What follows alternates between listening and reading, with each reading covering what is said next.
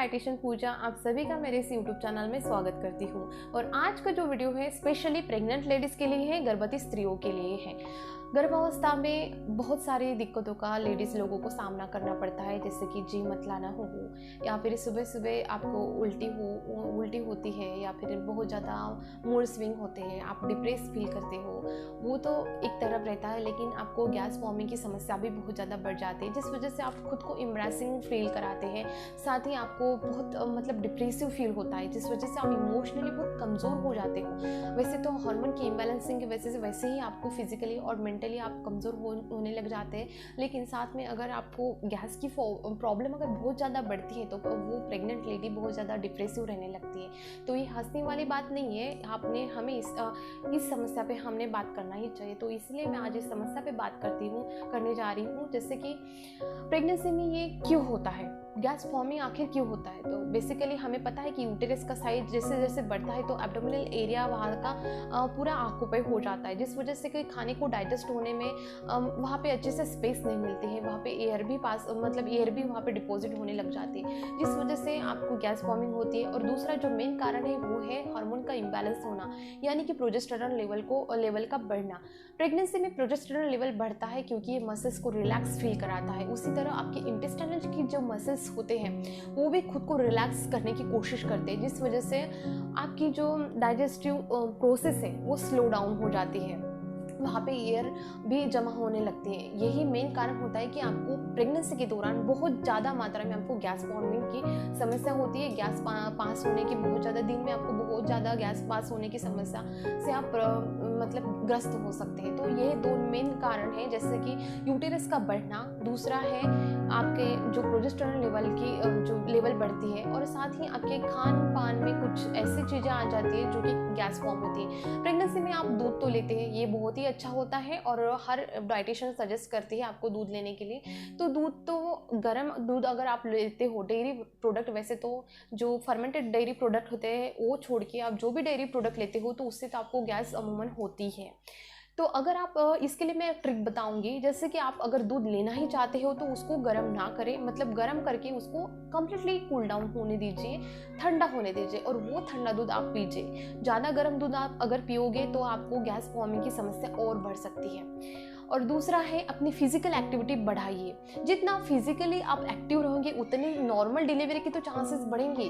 साथ ही आपके जो गैस प्रॉब्लम है, गैस फॉर्मिंग की प्रॉब्लम होती है या फिर कॉन्स्टिपेशन की प्रॉब्लम होती है, इससे भी आपको आज़ादी मिलती है। तो अमूमन 45 मिनट्स की जो डेली वॉक है वो बहुत ही ज़्यादा नेसेसरी होती है आपकी फिजिकल स्ट्रेंथ फिजिकल स्ट्रेंथ के साथ साथ मेंटल स्ट्रेंथ और इमोशनल स्ट्रेंथ को भी बिल्डअप करना बहुत ज़रूरी होता है। एक स्वस्थ बच्चे को जन्म देने के लिए आपको फिजिकली ना सिर्फ फिट रहना है बल्कि आपको मेंटली भी फिट रहना बहुत ज़रूरी होता है। आपके इमोशंस को आपको कंट्रोल में रखने के लिए आपको डेली की जो एक्सरसाइज है, फिजिकल एक्टिविटी है, करना बहुत ही ज़रूरी है। नॉर्मल डिलीवरी के साथ साथ एक स्वस्थ बच्चे को डिलीवर करने के लिए ये बहुत ज़रूरी है। तो हम आज बात करने वाले हैं गैस फॉर्मिंग पे। तो इसके लिए हमें क्या करना चाहिए। तो कभी कभी क्या होता है कि हम वाटर इनटेक बहुत कम कर लेते हैं, जिस वजह से कॉन्स्टिपेशन होता है और कॉन्स्टिपेशन भी गैस फॉर्म कर सकता है। तो इसीलिए सबसे ज़्यादा आपको फ्लूइड लेना है, वो सिर्फ चाहे आप पानी पिए या फिर जो भी फ्लूइड आप लेना चाहते हैं खाने में, जैसे आप रागी कंजी ले सकते हैं और पतला सा कोई भी आप खीर बना के खा सकते हैं उस टाइम। तो कोशिश करें कि ज़्यादा शुगरी प्रोडक्ट को आप अवॉइड करें, क्या इस वजह से आपकी जो प्रेगनेंसी की जेस्टेशनल डायबिटीज़ होने के चांसेस बहुत ज़्यादा होते हैं। तो उस दौरान आप थोड़ा शुगर का इंटेक कम कीजिए, लेकिन जागरी है वो आप लिमिट मात्रा में आप उसे खा सकते हैं, उसका सेवन आप कर सकते हैं। तो आपने फ्लूइड इंटेक अच्छा लिया तो आपका कॉन्स्टिपेशन भी क्योर होगा और आपका जो गैस फॉर्मिंग की समस्या है वो थोड़ी बहुत आपको इससे भी राहत मिल सकती है। दूसरा है आपने फिजिकल एक्टिविटी अच्छे से करना है। डेली की 45 मिनट्स की आपकी फिजिकल एक्टिविटी होना बहुत बहुत ज़रूरी है। ये ना सिर्फ आपको एक स्वस्थ बच्चा देने के लिए अच्छा रहता है, लेकिन आपकी जो नॉर्मल डिलीवरी होती है उसके लिए भी अच्छा होता है, और आपकी जो कॉम्प्लिकेशंस होते हैं प्रेगनेंसी के दौरान वो भी। लेकिन आपको प्रिकॉशन लेके आपने चलना है, मतलब धीरे धीरे आप चलेंगे तो उतना अच्छा रहेगा। हो सके तो जितना धीरे चलेंगे, लेकिन मतलब आप जितना धीरे चलते हैं तो उतना अच्छा है। लेकिन उसके लिए आपको टाइम पीरियड थोड़ा बढ़ाना पड़ेगा, और हल्के फुल्के आप घर के भी काम कर सकती है, जिस वजह से आपकी फिजिकल स्ट्रेंथ बिल्डअप हो सकती है। और अगर फिजिकल स्ट्रेंथ अच्छी है तो मेंटल स्ट्रेंथ अपने आप अच्छी हो जाती है। साथ ही एक्सरसाइज से हमें गुड हार्मोन्स रिलीज होते हैं, जिस वजह से हम गुड फील करते हैं, और हमारे जो इमोशनल स्ट्रेंथ है वो भी बिल्डअप होने लग जाती है। तो पहला जो है फ्लूइड इनटेक अच्छे से रखिए, दूसरा है अपनी फिजिकल एक्टिविटी को बढ़ाइए। इस वजह से ना सिर्फ आपको कॉन्स्टिपेशन भी क्योर होगा, साथ ही आपको गैस भी बनने के बहुत कम चांसेस होते हैं। बात करते हैं कि हमें खाने में क्या चेंजेस करना है। सिंपल, हमें खाने में वही चेंजेस करना है जो हमारे गैस की समस्या को बढ़ावा देते हैं। जो भी ऑल टाइप के बीन्स होते हैं, क्रूसीफेरस फैमिली के वेजिटेबल्स है, जैसे कि ब्रूसेली स्प्राउट्स, कैबेज और कॉलीफ्लावर, ये गैस को बढ़ावा देने के लिए मदद करते हैं। उसके साथ ही पोटैटोज है, और जो ज़्यादा से ज़्यादा अगर आप व्हीट खाओगे, यानी कि गेहूँ की रोटी खाओगे, या फिर गेहूँ से बना जो भी है कांजी, अगर गेहूँ का हलवा अगर आप ज़्यादा खाओगे तो गेहूँ की चीज़ें भी गैस फॉर्मिंग कहीं ना कहीं आपको कर सकती हैं। तो गेहूँ की जगह आप ज्वार बाजरे की रोटी खाइए, ये तो ज़्यादा अच्छा होगा, क्योंकि इससे आपको फाइबर भी मिलेगा और गैस बनने की नौबत भी नहीं आएगी।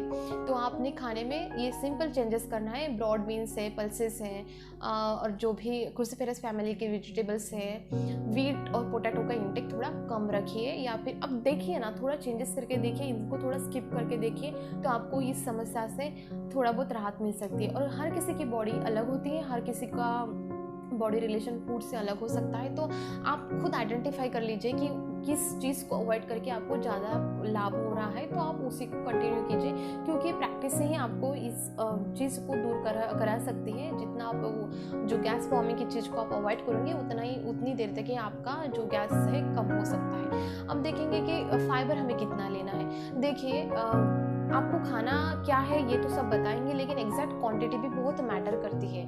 प्रेगनेंसी जैसे कॉम्प्लिकेटेड सिचुएशन में हमें खाने पर बहुत ज़्यादा फोकस करना है, क्योंकि जैसे आप खाओगे वैसे तो बच्चा होगा, साथ ही जितना खाओगे उतना भी असर आप पर, आपके शरीर पर और आप बच्चे के हेल्थ पर भी हो सकता है।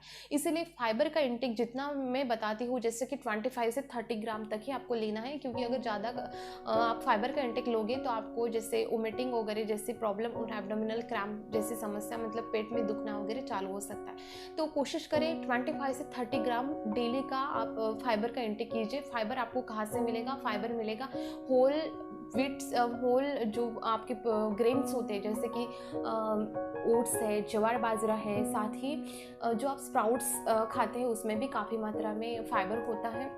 फ्रूट्स की जो स्किन है, वो अगर स्किन के साथ अगर फ्रूट्स खाते हैं तो फाइबर इंटेक बढ़ जाता है, लेकिन अगर उसकी जगह आप जूस लेते हैं तो इसका फाइबर कंटेंट कम हो जाता है। उसी तरह रोटी का इंटेक, रोटी में फाइबर का कंटेंट ज़्यादा होता है। एक्सपेक्ट आप उसी आटे का अगर आप हलवा बनाओगे, या फिर उसका कांजी बनाओगे, या फिर आप पतला सा सूप बनाओगे, तो उसका फाइबर इंटेक कम हो जाता है, फाइबर कंटेंट वहाँ से हट जाता है। तो इसीलिए रोटी और बाजरे की, ज्वारी की रोटी अगर आप खाते हो तो आपके फाइबर में थोड़ा बढ़ावा हो सकता है। कोशिश करें कि सोलुबल फाइबर खाएं, जैसे कि फ्लैक्स सीड्स में सोलुबल फाइबर तो होता है, साथ ही ओमेगा 3 फैटी एसिड्स भी होते हैं, जो कि मेटाबॉलिज्म को बूस्ट करती है और साथ ही बच्चे को मतलब नरिशिंग देने का काम करती है। Omega 3 fatty acids mental health के लिए बहुत अच्छा होते हैं, बच्चों की मेंटल हेल्थ को अच्छे से डेवलप करता है। तो आपने फाइबर का इंटेक कितना रखा? 25 से 30 ग्राम तक ही आप फाइबर का इंटेक रखोगे। लेकिन प्रेगनेंसी में क्या होता है कि हमें पता है कि वो चीज़ बहुत अच्छी होती है हमारे लिए, लेकिन फिर भी हमारी बॉडी जो है उसको रेजिस्ट करती है। मीन्स कुछ भी फाइबर का अगर आप खा लोगे तो कभी कभी किसी को सूट नहीं होता है प्रेगनेंसी के दौरान, तो उनको वोमिट हो जाती है। तो उस दौरान आपको क्या करना है, उस सिचुएशन को हम तो फाइबर खाना छोड़ नहीं सकते, इसलिए आप बेटर है कि आप फाइबर की जो टैबलेट आती है, कोई भी मेडिकल स्टोर में आपको फाइबर की टैबलेट मिल सकती है, या फिर आप अपने डाइटिशियन और डॉक्टर से कंसल्ट करके आपको फाइबर की जो टैबलेट वो देंगे, आप वो ले सकते हैं डेली में। तो वो जितना डोज आपको बताएंगे उतना आप ले सकते हैं। फाइबर के टैबलेट भी आते हैं। अब बात करेंगे कॉन्स्टिपेशन की, तो कॉन्स्टिपेशन से गैस फॉर्म होती है, साथ ही कॉन्स्टिपेशन में अगर आपको पेन होता है, अगर कॉन्स्टिपेशन के दौरान आपको एब्डोमिनल क्रैम्प्स होते हैं तो उसे आप हल्के में ना लें, क्योंकि ये IBS का सिम्टम हो सकता है, इरिटेबल बाउल सिंड्रोम का एक सिम्टम हो सकता है। तो आपको इसके लिए अलग से डाइट लेना है। IBDS का अपने खुद से मन से ना लें इसका डाइट, क्योंकि कुछ ऐसे फूड जो ट्रिगर कर सकते हैं वो आपका इरिटेबल बाउल सिंड्रोम का समस्या को बढ़ावा दे सकती है। तो सिंपल कॉन्स्टिपेशन के लिए क्या करें, अगर बहुत ही ज़्यादा कॉन्स्टिपेशन है तो आपको स्टूल सॉफ्टनर लेना है, लेकिन जो लग्जेटिव्स आते हैं उसे अवॉइड करना है, क्योंकि लग्जेटिव्स उस टाइम के लिए सेफ नहीं होता है। जो सिंपल स्टूल सॉफ्टनर आता है वो आपको लेना है, वो आप अंडर डॉक्टर के परामर्श ही आप ले सकते हैं, या फिर डाइटिशियन के परामर्श में आपको स्टूल सॉफ्टनर प्रेगनेंसी जैसी नाजुक अवस्था में आपको खुद के मन से कुछ भी टैबलेट नहीं लेना है। तो आप सबसे पहले अपने डॉक्टर से कंसल्ट कीजिए। अगर वो आपको मतलब परमिशन देते हैं स्टूल स्टॉपनर लेने के लिए तो ठीक है, आप ले सकते हैं। अदरवाइज़ आप जो भी होम रेमेडीज है उससे काम चला लीजिए, जैसे कि फ्लूइड इंटेक बढ़ाइए, फाइबर का इंटेक बढ़ाइए खाने में, और खाना थोड़ा थोड़ा करके खाइए और अच्छे से चबा कर खाइए, जिससे कि डाइजेशन में आपको उतना प्रॉब्लम नहीं आएगा और कॉन्स्टिपेशन की समस्या भी नहीं आएगी। और एक अच्छी ट्रिक है, अगर आपको कॉन्स्टिपेशन होता है तो आपको डेली का जो टाइम है आप एक फिक्स टाइम कर लीजिए। जैसे कि सुबह में आपने अपना ब्रश वगैरह कर लिया है तो आप उस टाइम सीधे अपने वॉशरूम में चले जाइए और वहाँ पे आप वेट कीजिए, बैठे रहिए, जिससे कि आपको